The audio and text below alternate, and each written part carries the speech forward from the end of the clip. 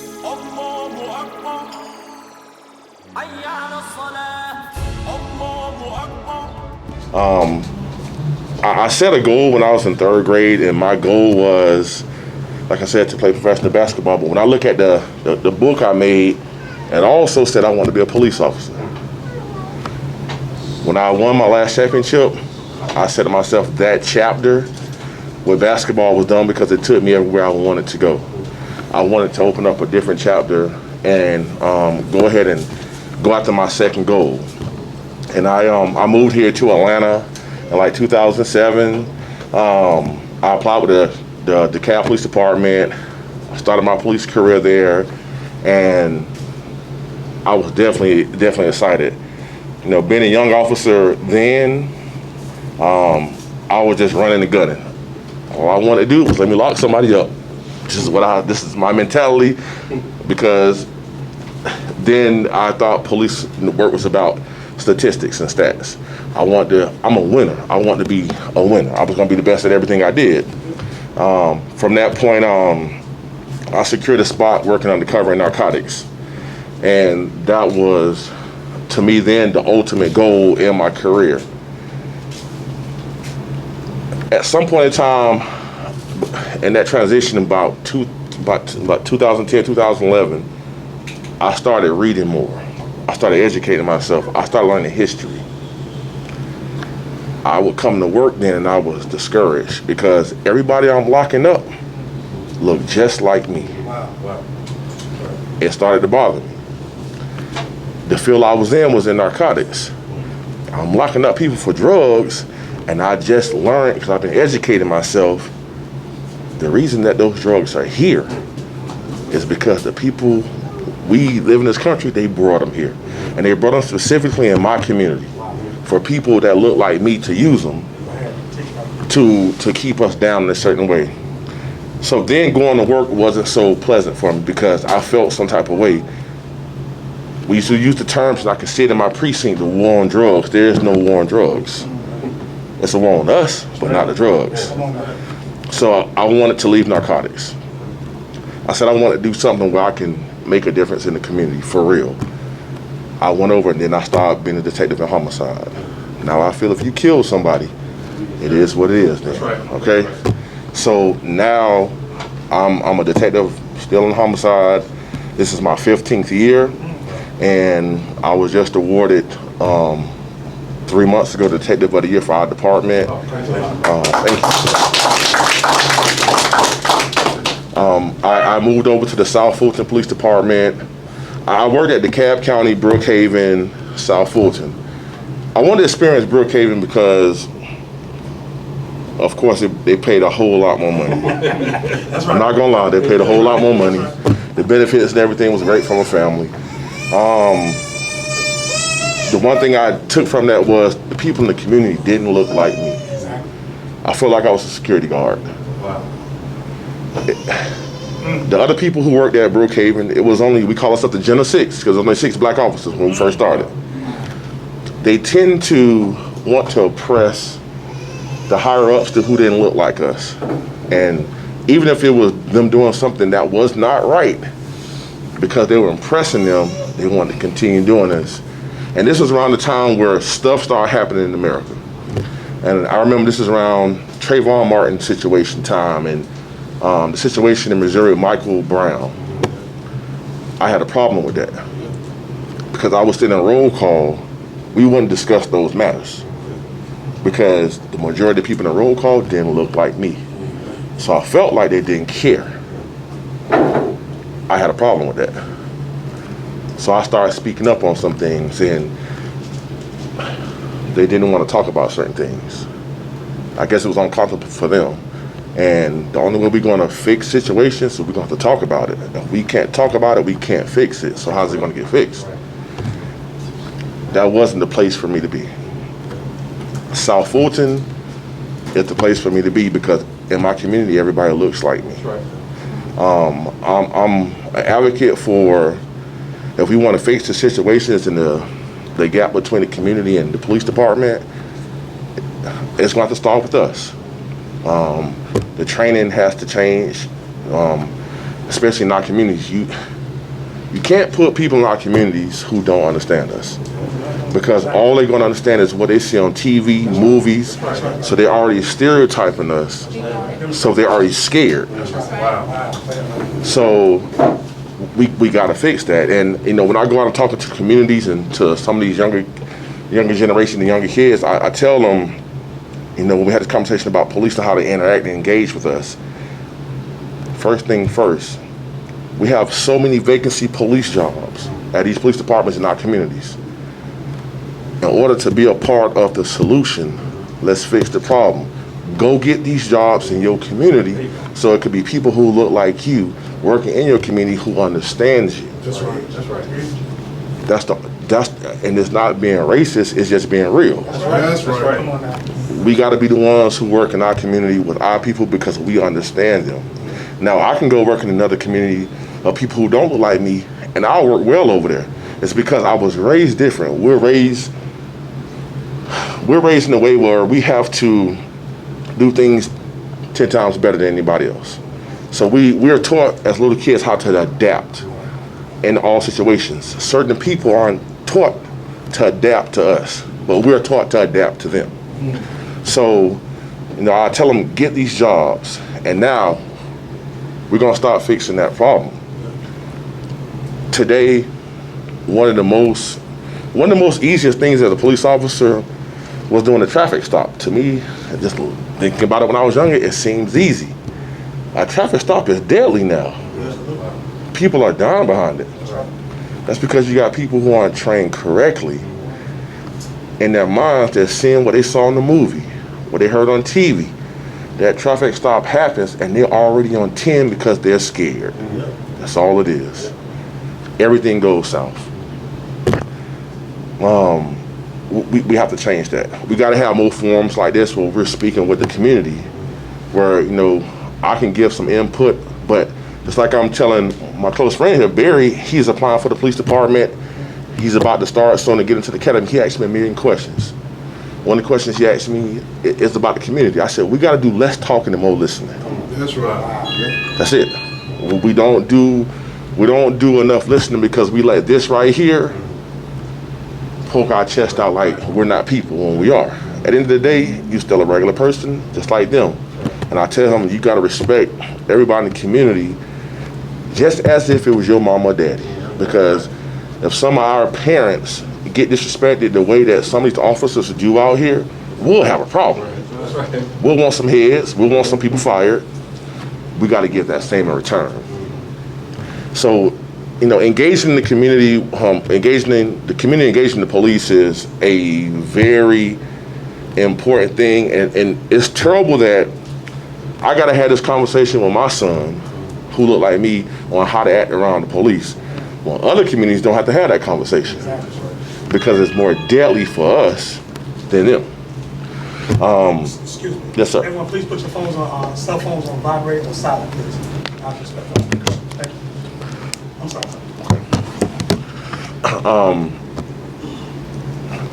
When it comes to engaging us and police officers in the community, I'm an advocate of knowing your rights. Like I said, I'm a homicide detective, and I tell people straight up, before you say anything to me, I'm leaving for you to know your rights. I'm gonna give you some time. If you need to go read some stuff, go ahead and read up on some things real quick. Matter of fact, you might want to go get you some counsel, because that's the best thing to do. So I'm not in here to trick somebody. I want you to know what's going on. I want you to know your rights. We can spend 20 hours on Instagram, Facebook, and all the social media, but we won't spend 5 minutes on, let's open up that Constitution, know these rights and these laws. Because this is how we're gonna know exactly what you can and can't do when it comes to interacting with law enforcement. A lot of people don't know the laws, and officers, I say ignorance upon the law is your fault and not mine. Your fault, not mine. That's it. But that's where the training has to change. And like I said, I police differently. I want to tell, especially my people, what their rights are, what the laws are. It's not about a stat to me no more about locking somebody up. It's about saving people. That's right. That's what we're here for. We're not to put handcuffs, to send people to jail.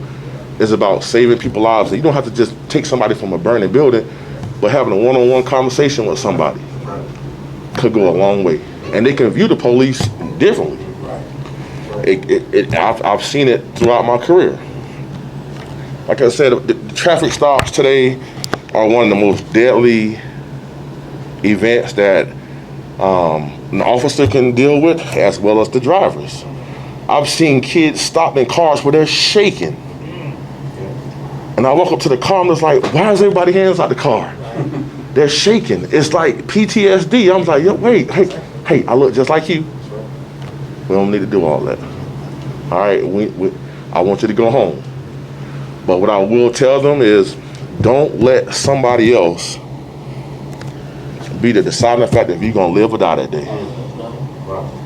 And that's where it comes into, like I said, we have to know some etiquette when it comes to dealing with police.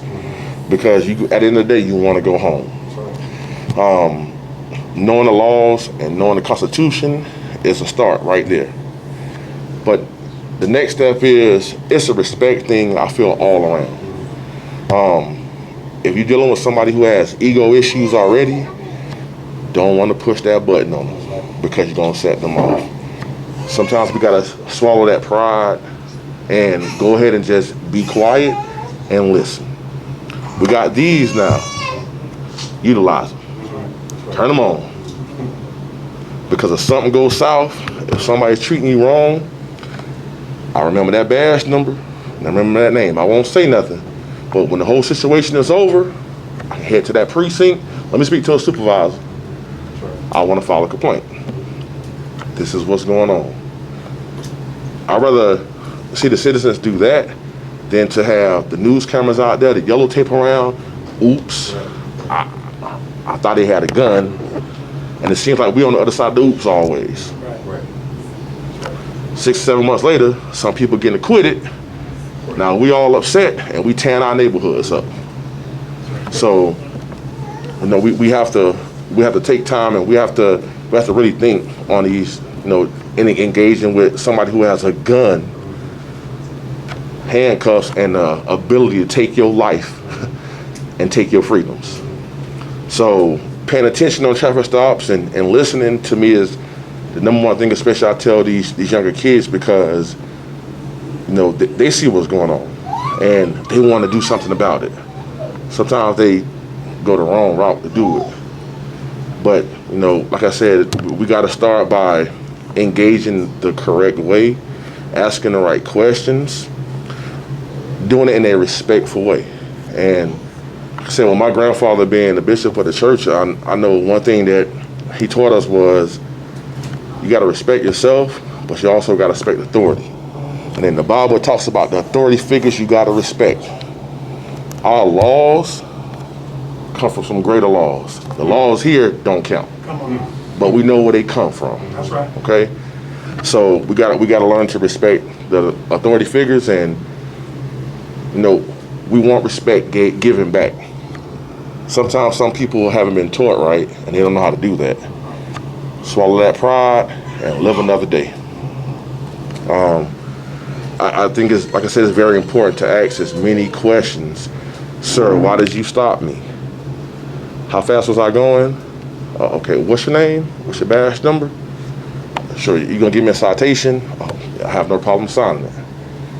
Sign your citation. If you have any questions about what's going on and you feel like you were wrong, hey, let's go to this precinct because I got some questions. I want to speak to a supervisor, or I want to file some complaint. Something isn't right here. The number one thing is you live to see another day. That's the most important thing. It's not about trying to get back at somebody because he may have called you something or called out your name, or it's about living for another day, and now you could be somebody that can help another person that's in the same situation on how they can handle it the correct way. We definitely have to continue bringing us together in the community, doing this more often, weekly, monthly, quarterly, to ask questions to us, for we can ask questions of y'all. The only way it's going to work, our community, is the key for this whole United States working right. right. And people don't understand that, but that's what it is. We the key to this whole thing. A lot of people know that. When the keys don't work, you can't go nowhere. That's why we're stagnant right now. But we got to get these keys, we got to get them working right, keep our community together, and let's roll with it. We're not waiting for somebody in some White House, some greenhouse or something to get together and go. We started right here. And we go. You know, when it comes to situations where I have to deal with homicides, I personally take it personally. You have officers who they don't care, they're just there to clock in. I take it personal. When something happens to somebody's family, I'm there for them, I'm working for them 100%. And sometimes it takes you going through something to figure out what's your purpose, why you're there, and they can tell in your work. So I've always was 110% on what I do, but now I'm 150. Because it took me going through something last year, losing my own child to homicide, to where now I ask, why did this happen? Can't really ask that question because it happened. You can't ask why. But in the back of my head, now I know why, because the experiences that I went through, when I have my victims, I relate to them. I know what they went through. They can call me, well, how did you handle this? How did you go through that? And I look back at all these different cases I've handled, and the families become close to me because I'm not somebody who, oh, well, he ain't never been through this, so he doesn't know. You can't talk to me about this detective. You've never been through this. Let's sit down and have a conversation. Let me tell you something. That's right. After that conversation, it's just like, can I give you a hug? Oh my God. So, you know, let's continue bonding together. Let's not stop the fight on bringing these communities together, because that's what we got to do. Let's teach, our young women and young men, if we want to be a part of the solution, let's go out there and fix the problem. Let's go get these jobs out here. There's too many vacancies, not just on the city level, the state level, at the federal level. We get more of those jobs, there's more of us in there. The more of us, now we can start making more change. You can't make change when you sit on the sidelines and you're doing a whole lot of talking. Get in the court, get on the field, now you're in the game. Let's make it happen. Everybody has due process. Don't let nobody rush you through nothing. Don't let nobody tell you, well, you gotta do A, B, C, and D. No, there's a process for everything.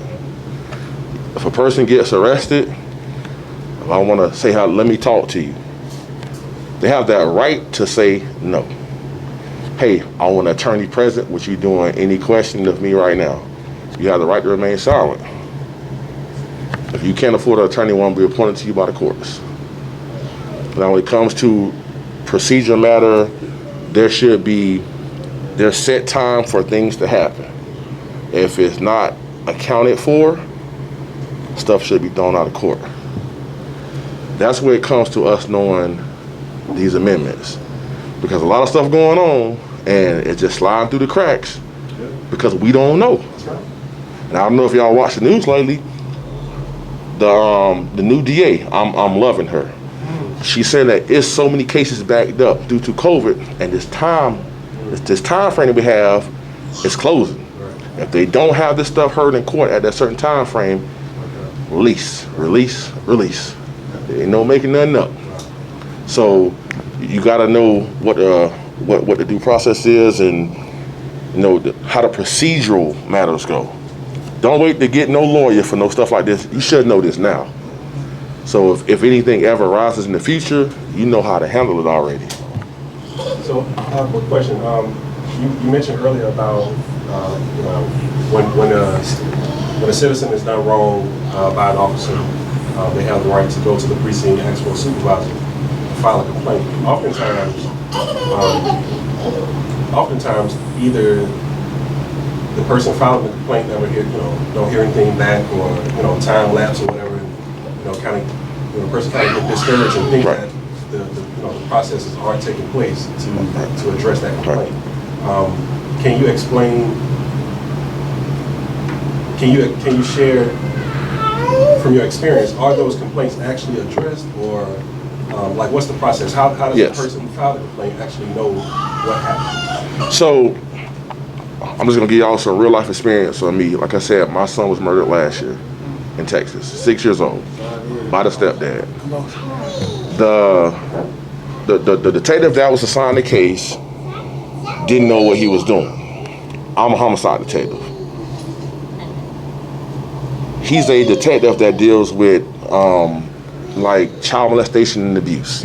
Okay, I train them people here on what he does. Okay. So I'm trying to give him, hey, you want to kind of do this, kind of do that. Try not to step on his toes. Hey, you thought about this, thought about that. Cold shoulder.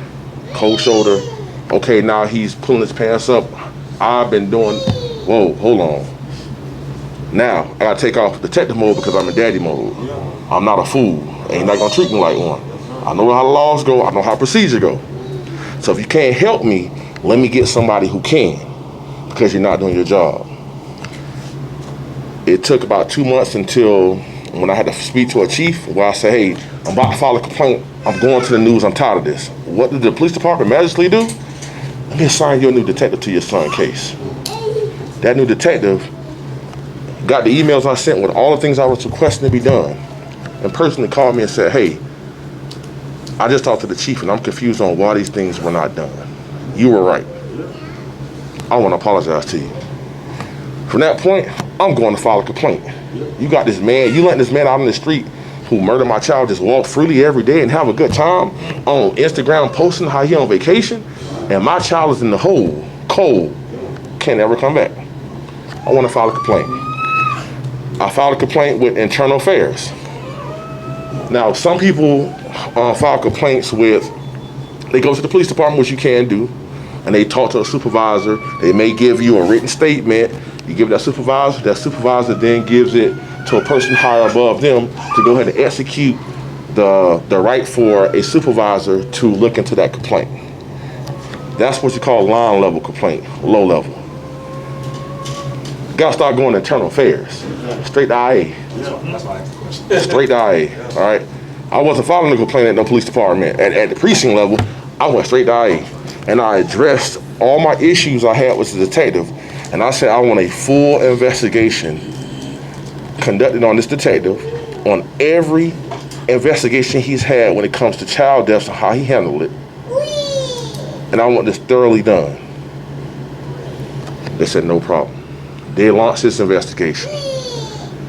And I'm just like a regular citizen now. I'm sitting around waiting. I don't hear nothing. I'm calling IA back. Hey, it's Mr. King. What's going on? I haven't heard nothing. We're still working on it.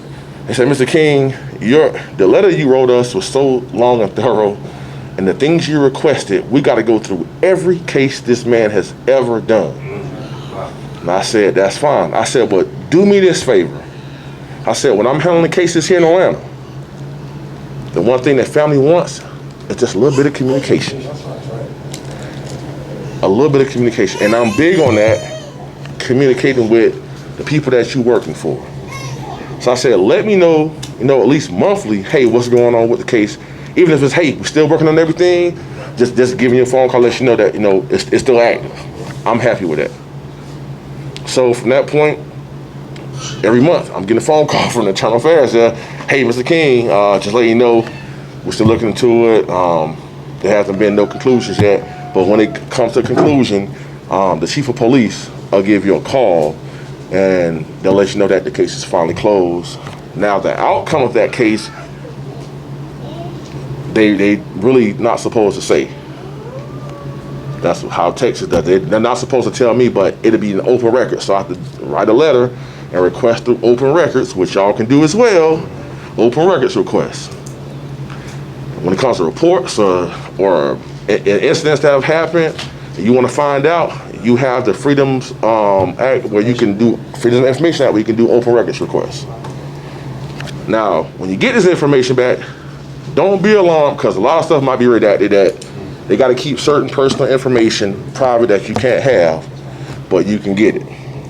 definitely if it's some matter where you got a lawyer involved, your lawyer should already know that. Go ahead and request that. So every month now, I still get the phone calls about them still looking at all these cases this guy's done, and I know I sort of probably ticked them off, but I don't care. Do your job. That's it. But on the other hand, the guy was arrested finally. He's been indicted, and we're waiting to see if they're going to take a plea or he's going to take it to trial. It's a catch-22 for him because he's screwed either way around. So yeah, definitely when it comes to complaints, just go straight to IA. Just go straight to him. How do you balance? Because I can imagine that being a detective, homicide detective specifically, very stressful. How do you balance, work life, personal life? Balance? I mean, for me, to be honest, it came easy. The stuff I had to deal with at Miles when I was in college, being a star player, everybody in the United States gunning for you. Coming from Miami, Florida, where there's a whole lot going on. Being a young black man where they want to see you fail. I'm born with that DNA. I'm gonna show you better than I can tell you. All right. So for me, the way I balance things, I still play basketball. I mean, if we have a basketball team that travels around the United States, Randall knows about that. We go into community, we help raise money in the communities by doing these events, events for fallen officers, events for families that need money, doing certain of their pagan holidays that they have these events.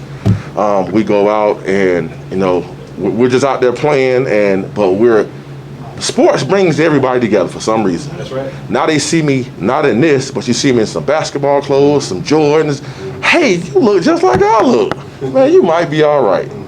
Brings everybody together. So definitely that, and just having family and friends you can call and talk to sometimes. I know I can reach out to him and talk to him about everything. I love him for that. And I have my family and friends that are here. We do things together, fishing. For us, it's just a lot of family time. We don't do all that going out. That's overrated. We do a lot of at-home stuff. Me and him do a whole lot of, hey man, guess what I just learned? I just read some stuff from history, man, or I looked some stuff up and I've been reading the scriptures. Hey, did you know about A, B, C, and D? Boom, we're in a full 4 or 5 hour conversation about a whole bunch of scriptures. Just something different. But that balance is where I'm not thinking about these 3 people that just got killed. I'm not stressed because at the end of the day, I got a family who's counting on me and a family who's counting on me. So I'm gonna give 150% to both. And like I said, to me, I feel like this is my calling. And everybody can't deal with the stuff I have to deal with when it comes to what I see every day. This is why I do it, because he made me for this. So. Growing up in Miami, Florida, Southbridge, same area where we're from. Yes. We have cops that are move like tyrants. So I wanted for you to expand with family here. What is the extent of our First Amendment? Because you said we could pull out the phone, we know the due process, but what is our extent? Because I'm sure they train you guys to always keep, how could that be, like above the situation. So what is our extent? Because I've seen in Miami, the second you try to do that to a police officer, they're yoking you out the car and they're throwing you on the ground. So I'm about to be 100% honest with you. Police Academy is a joke. They don't really train you nothing. They don't teach you about the laws like you should know. The Police Academy is a liability academy. To say, hey, I taught you this for you want to do this or mess up. But the minute you do, it's on you, not us. When it comes to the extent of the law, like you said, especially First Amendment, this is where it takes, if you're really trying to do this profession, you're going to pick up that book yourself and you're going to want to read all this stuff. All right? First Amendment. You have a lot of officers that don't know the law. I'm just going to be honest with you. They don't know the law. So if something happens, they start doing this, oh no, you can't do that. Yes, they can. What did they do that was wrong? They can do that. They can say what they want to say. You can cuss me out all day. I can't take you to jail because my feelings hurt. But they do. I can't do that. Your feelings hurt. Now you're taking somebody to jail. What you charging them with? Disorderly conduct. Obstruction of justice. Yes, right. It's bogus, you know. Down the list. But that's where we got to put on. You got to have thicker skin in that. You know, First Amendment. I can say what I want to say. I can cuss you out. I can record. I could do what I want to do as long as I'm not threatening to kill you. Right there. And you'll take that to AI. Say it again. You'll take to piggyback on this first question. Right. It happens on in our neighborhood a lot more Right. when we live there. When you live there, but I'm talking about pistol to your face. Oh. Cut that camera off. Right. You know what I'm saying? Cut that phone off. Yeah. You know, And like, and but that's a straight. They don't make suggestions like, hey, could you, like, they trick you with suggestions like, hey, could you show me your license? Hey, could you, I know those games. Right. When they give you a direct, hey, turn that phone off. Right. Right there, that's a straight trip to IA. In the state of Georgia, if I was a regular citizen and I point a gun at you, that's called aggravated assault. Pointing a weapon in the state of Florida, because I'm from Miami, you can get it for attempted, because you got a deadly weapon in your hand. So, an officer shouldn't be drawing his weapon unless if something has happened where they trying to gain, that's the last resort, where they can't gain any more control, and people's lives are at stake. Okay, you can draw that deadly weapon. They got at least deadly weapons, tasers, OC spray. That's what you can draw that stuff. Is there a certain language that they train you, like to say, like if you ask a certain question and they respond to you in a certain manner, or like so we could have a better understanding of how we personally can engage? Because that was my next question. How can we engage in a conversation that could benefit our community with the police force, in general? I'm gonna be, like I said, I can't do nothing but be honest with you. It's all about how you raised. I know how to talk to you as a grown man to man, as a human being. All right, nobody shouldn't have to sit in the class to teach you how to do a profession where you're serving the community. You're dealing with people. So this is community service all day. It shouldn't be a class that has to teach me doing a position of community service where I gotta be taught how to talk to somebody. You should have the respect from the first encounter. That first encounter says a whole lot. But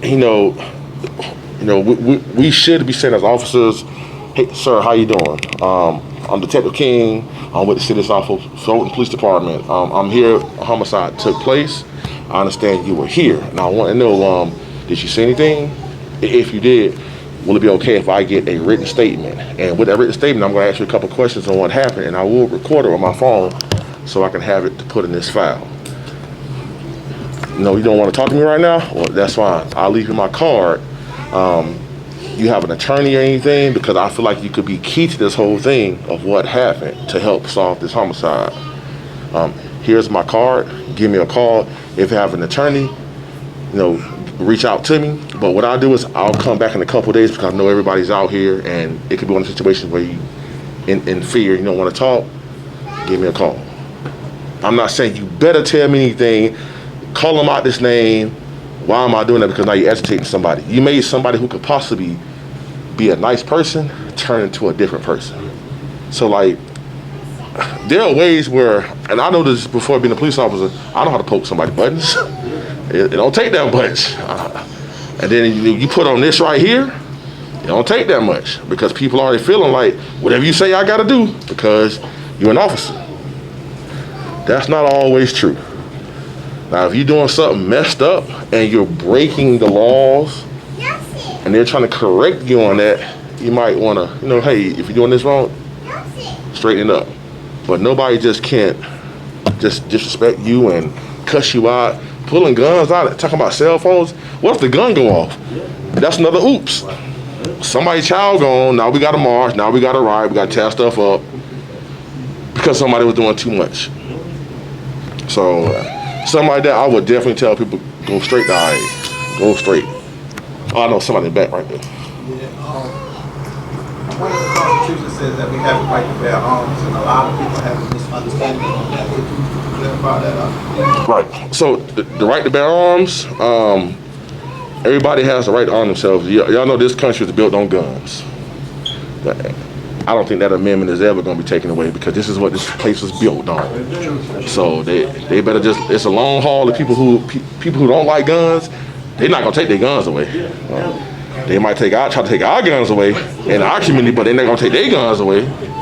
So that amendment, you had a right to bear arms. Now, in most states except for New York, a couple of states, like northern states, you can have a weapon, and it's called open carry, where I can see your weapon on your hip at all times.